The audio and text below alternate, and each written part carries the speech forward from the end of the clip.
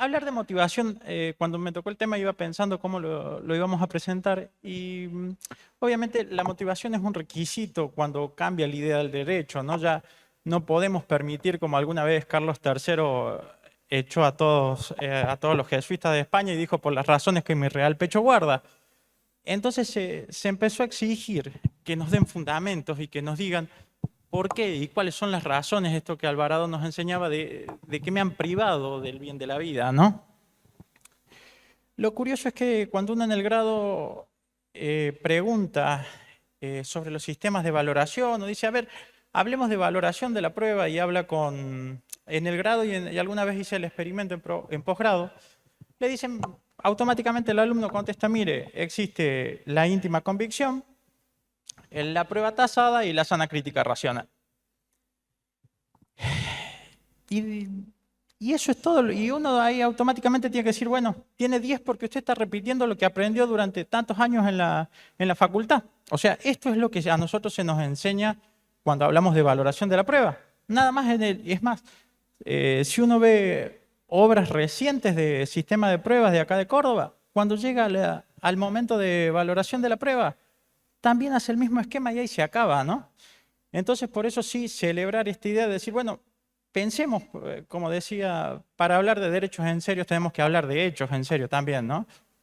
Entonces, qué bueno empezar a discutir cómo se valora, cómo se fundamenta, cómo se justiprecian los hechos, ¿no? Y aparecen una serie de problemas, porque cuando nosotros le decimos, bueno, ¿cómo va a valorar? Y bueno, tiene que valorar según según las reglas de la sana crítica racional. Y entonces tampoco nos dicen nada, la verdad, o sea, y uno dice, bueno, ¿y yo qué hago con esto? Otro problema más. Y entonces dice, bueno, vamos a utilizar las reglas de la máxima de la experiencia.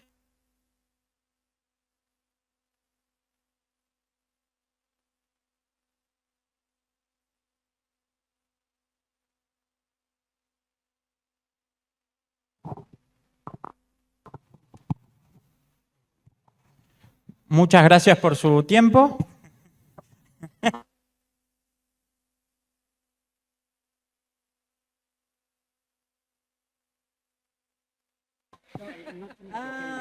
Bueno, avisa.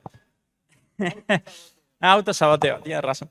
Entonces, ¿qué pasa? Bueno, tenemos este problema que nunca terminamos de decir, bueno, ¿y cómo hacemos para valorar la prueba? ¿Con qué? Para dar una herramienta concreta, ¿no?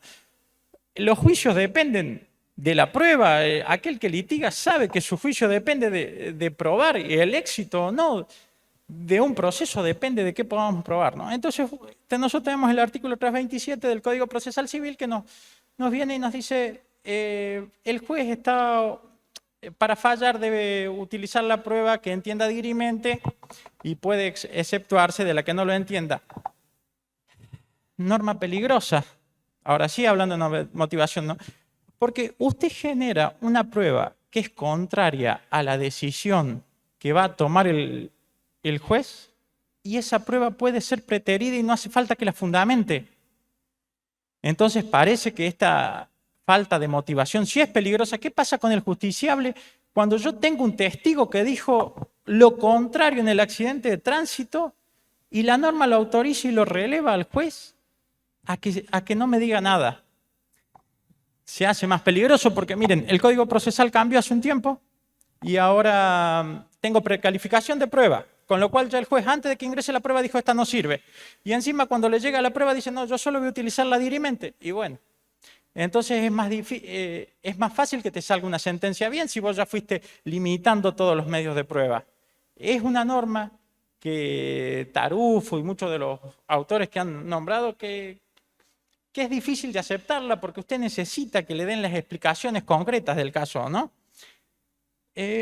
También traía así, a ver, la idea es generar unos cuantos disparadores, ¿no? Esta norma nos presenta grandes dificultades. Otra cuestión que nos presenta dificultades cuando hablamos de prueba, que algo escuché recientemente del doctor Benavento y de los que me precedieron, la prueba pericial, ¿no? No hay peor cuestión que aceptar como un dogma de fe a la prueba científica. Ya no se discute. A todo aquel que litiga, hoy la reina de las pruebas es el peritaje.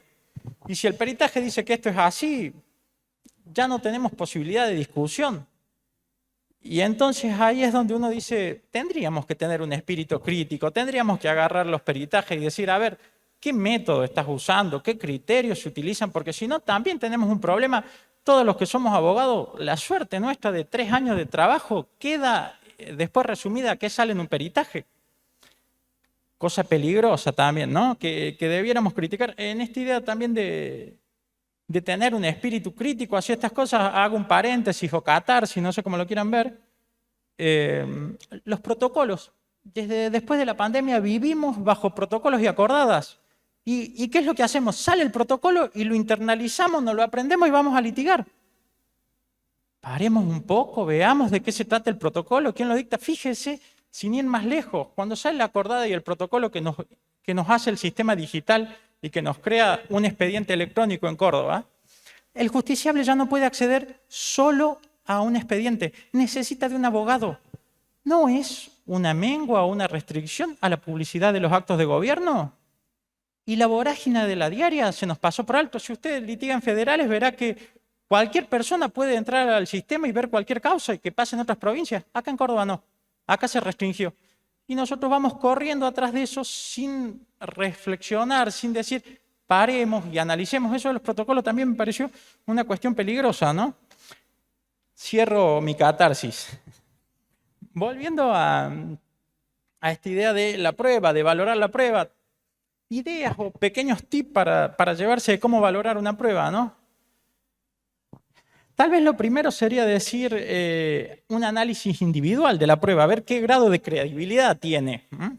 No vamos a hacer esta nueva idea que está muy en boga de hablar de probabilidad y ponerle un número, ¿no? Porque eso es claramente subjetivo, ¿no? Ponerle un número a una prueba sería lo mismo que ponerle un color o una nota musical, porque no hay nada más subjetivo que atribuirle un valor a una prueba. Pero sí debiéramos agarrar y decir, bueno, a ver, estos testigos, ¿qué grado de credibilidad tienen? Y después valorarlo en conjunto con el resto del material probatorio y analizar si tengo pruebas que contradigan la hipótesis que yo sostengo, ¿no? Esto me parece que es lo más importante, que es valorar esta cuestión, que es decir, miren, si yo tengo medios de prueba o pruebas que contradicen la hipótesis que yo sostengo, no puedo tomar una decisión pasando por alto y sin fundar esta parte, ¿no?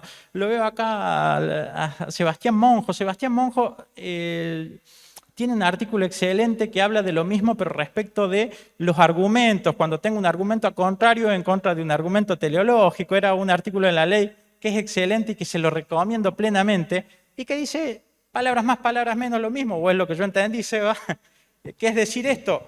Mire, cuando usted tiene dos argumentos y va a optar por otro, y los dos argumentos son válidos, usted me tiene que decir además por qué deja de lado el otro, porque si no, la sentencia parece inmotivada, ¿no? Y los que sabemos y litigamos, el fundamento de la sentencia, como alguna vez nos enseñó Alvarado, la sentencia es para que pierde. Usted cuando pierde va y agarra la sentencia y la lee de arriba a abajo y dice, mire, acá hay un gerundio mal puesto.